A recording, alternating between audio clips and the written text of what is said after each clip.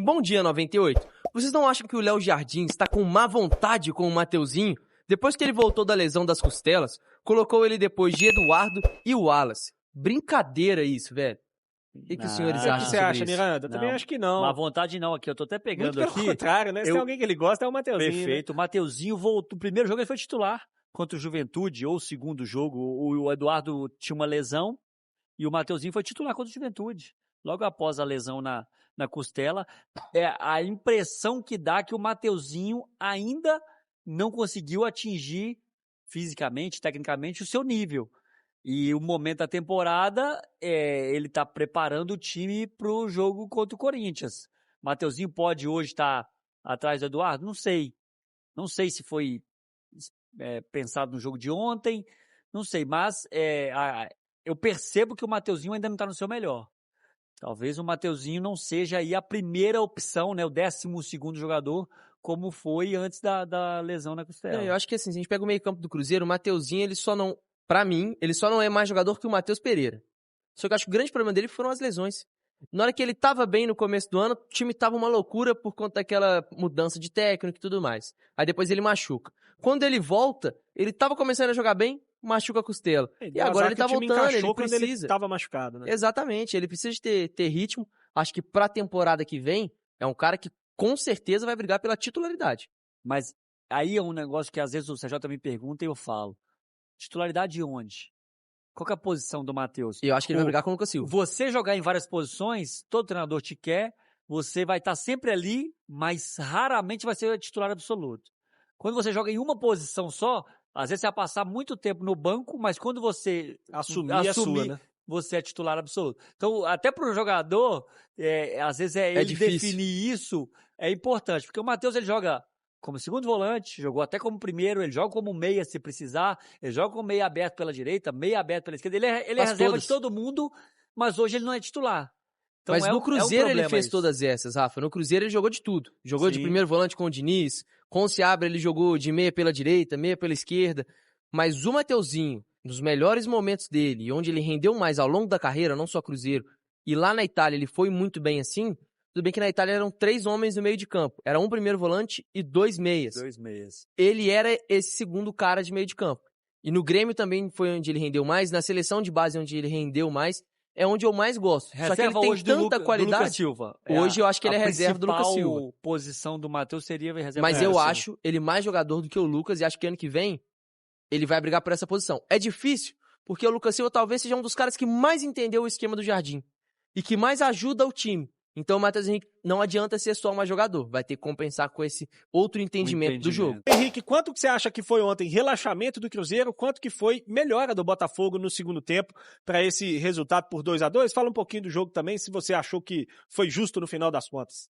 Eu acho que foi justo, o Cruzeiro, um primeiro tempo, eu senti muito mais o Cruzeiro focado em vamos fazer um bom jogo, vamos fazer uma boa apresentação aqui, até pensando na Copa do Brasil pra gente chegar bem. Até porque se você perde esse jogo, querendo ou não ficaria legal. Então, esse empate sai ok pro Cruzeiro, mas se a gente pega o desempenho, no primeiro tempo, como o Rafa colocou, foi aquele Cruzeiro que a gente está acostumado. E esse Cruzeiro que a gente está acostumado exige uma entrega física muito grande. É jogar no 110% o tempo inteiro, senão não vai atingir a forma de jogo do Leonardo Jardim. Destaque pro primeiro tempo.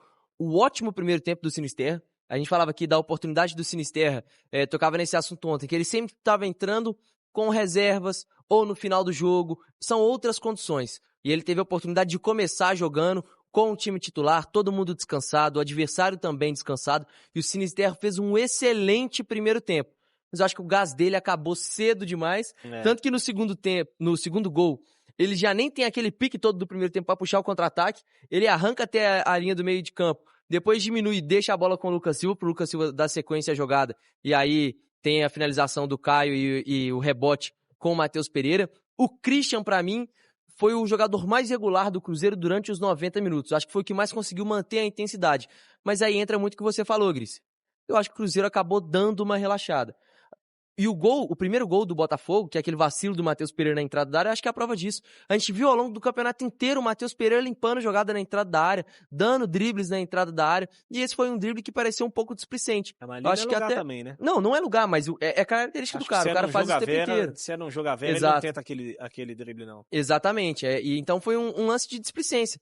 Eu acho que o Matheus ali, na figura do Matheus, não tô crucificando nem falando que é um erro gravíssimo, mas é a prova que o Cruzeiro deu uma relaxada. E aí depois um gol de pênalti, o Alex Telles, que pra mim tecnicamente é o melhor lateral esquerdo do campeonato, a batida na bola que o Alex Telles tem tanto pra cruzamento, pra escanteio, pra pênalti, tanto é que ele já foi artilheiro do campeonato português sendo lateral.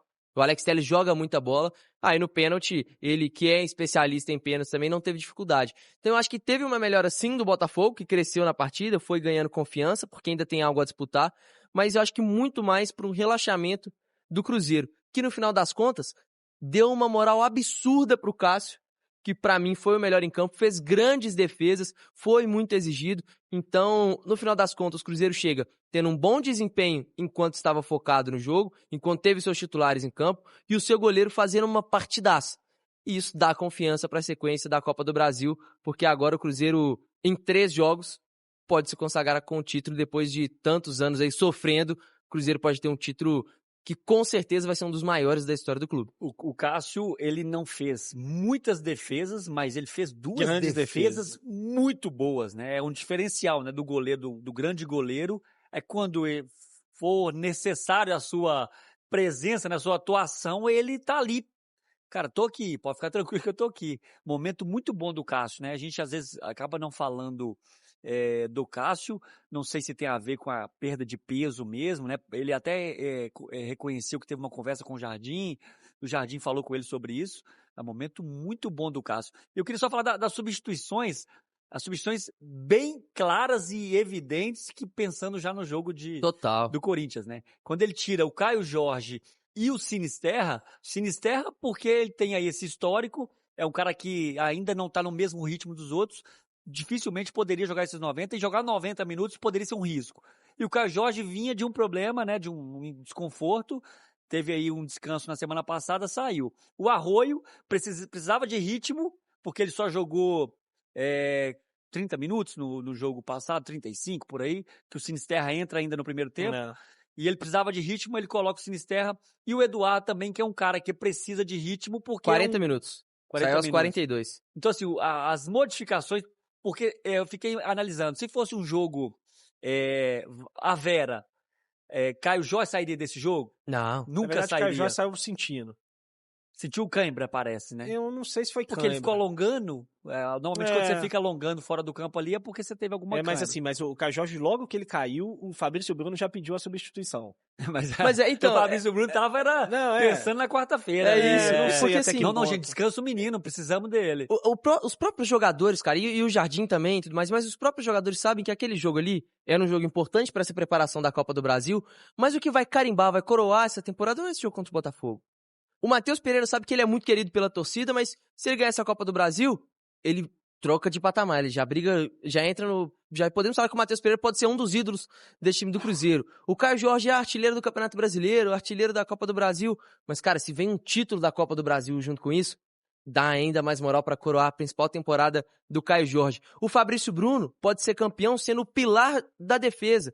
Ele foi campeão lá no Flamengo, teve uma boa passagem em outros clubes, mas, cara, ele tá voltando pro time que ele foi revelado, pro time dele de coração, e ele pode ser campeão sendo um dos pilares, um dos craques do time. Então, assim, o Cássio tem uma história linda no Corinthians, mas também pode ser campeão em outros gigantes do futebol brasileiro. Eu acho que isso pesa muito na cabeça do jogador, na hora que ele volta do intervalo, já tá ganhando, ele sabe que o companheiro dele, que é fundamental no time, é o cara que decide, é o cara que faz gol, não tá totalmente 100%. Viu que o cara caiu, puxou a câimbra? O Jardim, pelo amor de Deus, tira o cara, não corre o risco não, velho. Não faz isso comigo, não. Absoluta que isso foi entra na mente do cara. O Jardim, vamos, já deu tempo. Já deu, correu velho. muito olho, não arrisca mais não, pelo amor de Deus. Põe o Bolazzi aí pra trombar lá, põe o Arroio pra correr, mas tira o Caio. Por mais que tenha o Gabriel Barbosa, o Caio Jorge é insubstituível nesse time do Cruzeiro. Preciso falar agora sobre o leilão por Everton Cebolinha. O jogador que vai deixar o Flamengo nessa janela de transferências foi alvo de 6 clubes brasileiros. Sondagem. 3 deles a gente já tem certeza. Corinthians, Palmeiras e Grêmio. Outras 2 possibilidades, Atlético Mineiro e Cruzeiro. Nenhum dos 2 clubes confirmam o interesse, mas a especulação envolvendo os times de Minas é bastante grande. Importante registrar que o Cebolinha está decidido a sair do Flamengo depois da Copa do Mundo de Clubes, ou melhor, do Intercontinental de Clubes, que começa pro Fla na próxima quarta-feira.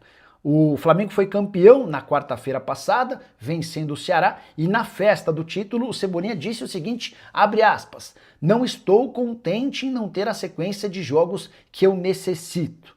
Foi a deixa para que o Flamengo fizesse essa negociação. Já havia contado para vocês que se o rubro-negro não vender o Cebolinha até 31 de dezembro, vai precisar pagar ao Benfica, a partir de 1º de janeiro, 1,5 milhão de euros. Isso consta no contrato entre as partes. Quando o Flamengo o comprou do Benfica por 13,5 milhões de euros, já existia essa cláusula no acordo. Sobre o Cruzeiro, que mudou seu patrocinador master, mas calma.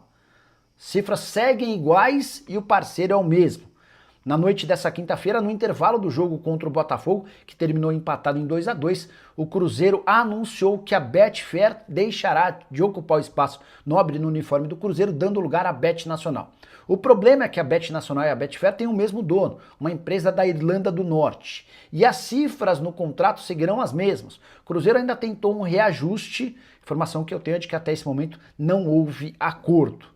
E o Cruzeiro tem hoje apenas o 12º maior contrato de patrocínio master do país, 40 milhões de reais por ano. Cifras muito defasadas na comparação com os principais concorrentes esportivos do Cruzeiro. O Cruzeiro foi o 3º colocado no Campeonato Brasileiro e brigou quase todas as rodadas com Palmeiras e Flamengo. Enquanto o Flamengo embolsa 268 milhões de reais por ano da Betano, o Palmeiras tem 100 milhões de reais por ano da Sporting Bet. Ou seja, cifras que não casam com a realidade do Cruzeiro. Até o Galo, que tem sido menos competitivo do ponto de vista esportivo no Campeonato Nacional, fatura bem mais. O acordo do Atlético com a H2Bet lhe garante 60 milhões de reais por ano.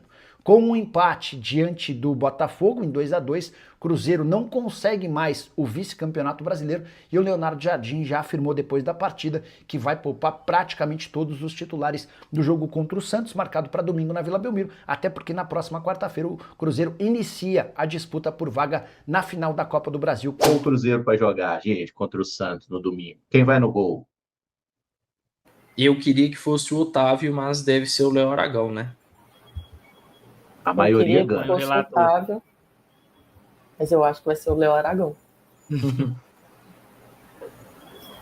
Ah, vamos pro Otávio, velho. O time é nosso, né? O time é nosso, não é o time do Jardim, não. É o nosso. É o nosso. O do Jardim a gente vai ver no domingo. O nosso tem o Otávio no gol. E a zaga aqui? Jonathan e João. João Marcelo e JJ. Dupla de Jotas, então. E o Gamarrão, não? Reserva. João e Jonathan. Na direita, Cauã, Moraes. Cauã ou Fagner, para começar? Eu começaria com o Cauã, mas daria minutos pro Fagner. Exatamente. Boa. Na esquerda, é ele, Menino Braz. Braz. Volantes titulares.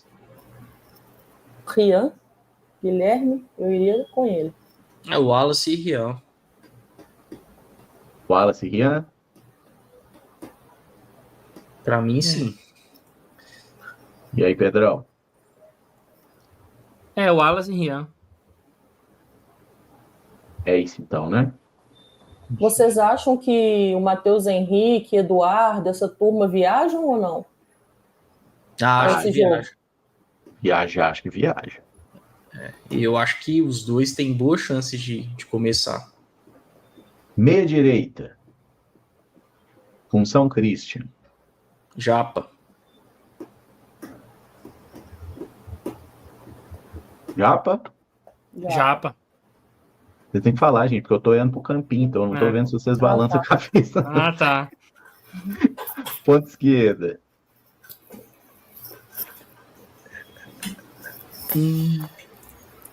Sinisterra, será que viaja? Ah, acho que não. Eu deixaria ele descansando, tá? Ele e o Arroio. Eu sapecaria Ryan Leles lá. Eu Não, também o próprio colocaria o Ryan Lelis.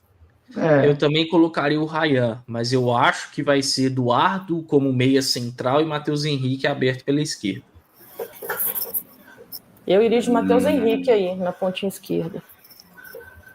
2, Matheus Henrique. Pode ser ele também, Pedrão? Ah, pô, eu ia votar no Ryan Lelis, né? Não, o meu voto é pro Ryan, pro Ryan Lelis. Só que eu acho que o Jardim vai colocar Eduardo como meia central e Matheus Henrique aberto pela esquerda. A gente não vai colocar o Eduardo no time, não, vai? Não. Não. Não, Ah, o Caio queria colocar esse centralizado aí, ó. não, o Jardim vai fazer isso. O Jardim vai fazer isso, infelizmente. Tá, Brincadeira, quem que é o nosso 10, o segundo Pra mim é o atacante? Gabi. O Gabi? É isso aí? É, Pra Será mim, que o Gabi vai pra Santos? Ah, tem que ir. Tem que ir. Por que ele não iria? Não, ele é santista, a gente sabe disso e tal, mas tipo, ele não jogou contra o Botafogo, ele tem que ir, né? Pois é. Acho que seria isso?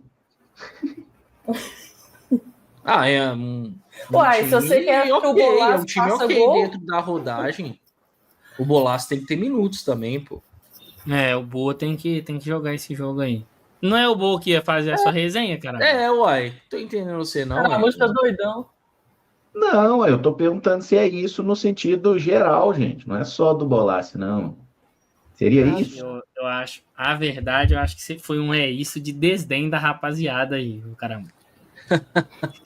Jamais, jamais. Mas na prática a gente sabe que quem vai começar aqui, como o Caio bem disse, é o Eduardo. Claro. Talvez o Gabi lá na frente, né? Vai fazer nada isso. no jogo. Já tô adiantando para Aí vocês. o Matheus Henrique vai pra do Japa e na do Matheus Henrique vai o Bolaço. Nossa, será? Nossa. Aí eu ficaria bem decepcionado, Pedro. Eu acho que o Japa vai ser titular, viu, Pedrão? Ele jogou 45 contra o Juventude no dia. Tipo, Eu confesso que o fato do Ryan Lelis não jogar nem nesse jogo aí. mas eu acho que ele vai entrar no segundo tempo. Porque aí não vai ter Ele opção, né? Se a gente Ele pensar nesse time aqui, quem que vai ter no banco?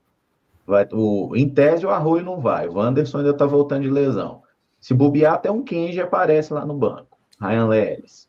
Banco. O Ryan seria a principal opção ofensiva, né? Seria Ryan e Bolasse, né? Se o Eduardo jogar como a gente Sim. imagina. Que a gente não escalaria, mas é o que a gente imagina que vai acontecer. E eu teria acho que o Bolaço é uma opção pro Gabigol, né? Não sei se seria uma opção pra ponta. O Murilo Hickman deve ter minutos no meio-campo. Verdade. Uhum. Aí que tá, né? Assim, será que. Porque a gente tem que ver questão também de lista de inscrição. Será que ninguém não vai chamar uma rapaziada pra compor o banco?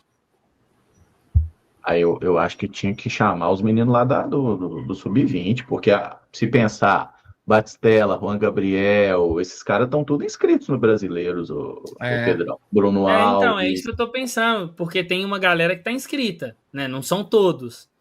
Aqui, infelizmente, não é igual na Premier League, né? Que os da base possam só subir, chegar e jogar. E já estão em ritmo de atividade, né? Porque voltaram já das férias, estão treinando, se preparando aí para a Copinha. Uhum. Então já facilita também nesse sentido, né? Então vai ser mais ou menos isso aí, viu, gente? Então, Eu também acho. A gente verá de forma muito mais... disso, não. Tira o talvez... Eduardo aí, Caramujo. Hã? É o nosso time, tira o Eduardo daí. Sai, Eduardo. É o Ryan, né, que a gente quer? Então, Seria até mais interessante. Eu falei de minutos pro Bolaço, pode parecer contraditório. Claro que o Bolaço vai ter minutos, mas acho que esse time iniciando seria melhor, né? E aí o Bolaço ficando como opção. Pode até fazer uma configuraçãozinha assim, ó. Joga 3 no meio campo aqui, ó. O Wallace mais paradão aqui na frente da defesa. Rian e Matheus Henrique aqui, ó. Só nos box-to-box aqui. Só alegria. 3-0 Cruzeiro. 3-0 Cruzeiro, né?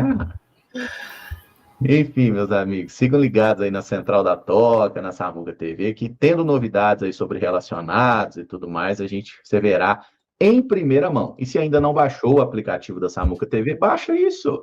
É de graça, tem ele para Android, tem ele para iPhone, ó, o QR Code na tela aí, e o link está sempre na descrição para você baixar o app aí na sua lojinha de aplicativos. O pessoal já está tirando o Wallace, tira o Gabigol, o Aguinaldo. Léo Aragão não vai, Caramujo. O Léo Aragão provavelmente vai jogar, né? Mas nós botamos o Otávio ali, porque a gente quer ver o Otávio jogando um joguinho também, né? Poxa vida. Dá uma oportunidade pro cara.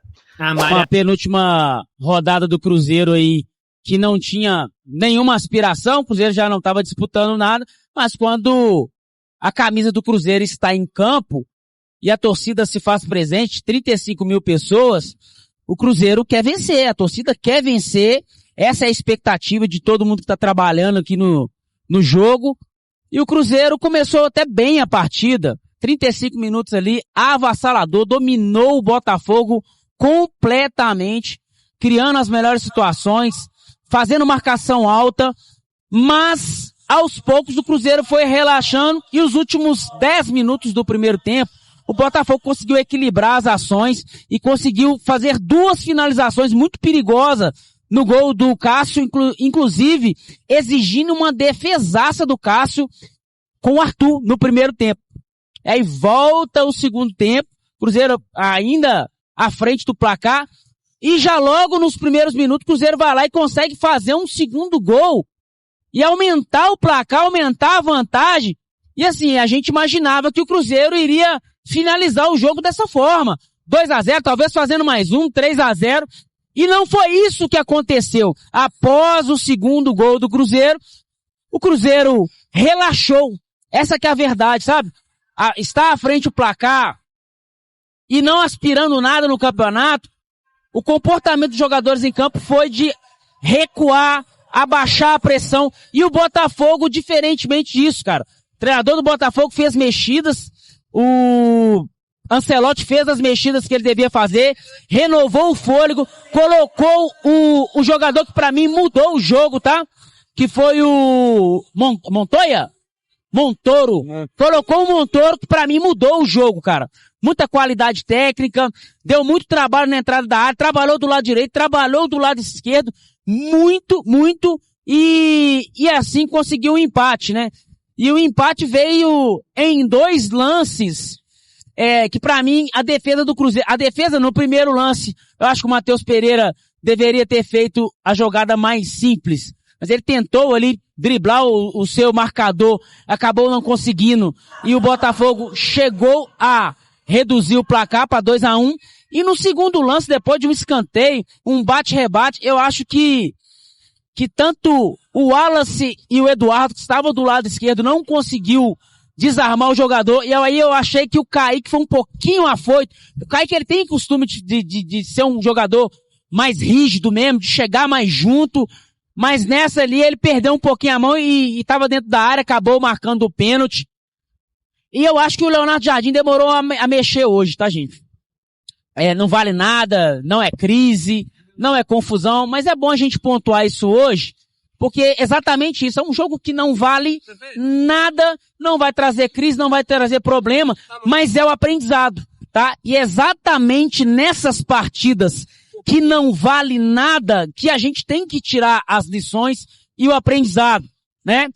Eu acho que colocar Eduardo e Wallace deixou o time muito pesado. Matheus Pereira ali não é uma região de fazer aquele tipo de jogada. É o tipo de, ou dá um bicão, ou então joga, ou então faz o simples, toca de lado, né? Zona vermelha, não pode fazer isso. Kaique, ali não é, dentro da área tem que tomar um pouco de cuidado de dar bote, porque corre o risco de marcar pênalti. E eu acho que o Jardim demorou a marcar, a mexer. Eu até falei no intervalo, eu já voltaria com as 5 substituições. Deu um pouquinho aqui, eu até brinquei e falei assim, o Jardim parece que aqueles senhores, né, de 70, 80 anos, fica guardando dinheiro debaixo do travesseiro, debaixo do colchão. Ele tava guardando ali umas 2, 3 substituições. Achei que poderia já ter feito, o jogo não vale nada, dá minutagem, roda o elenco. E ele não fez isso e Logo após o segundo gol, ele já foi lá e já colocou o Bolassi e o Matheus Henrique.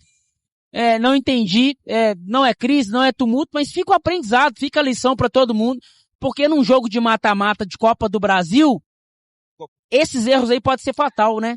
E aí imagine você ganhando um jogo de 2-0 no mata-mata numa Copa do Brasil, deixa o adversário empatar, meu amigo, você não recupera o emocional não.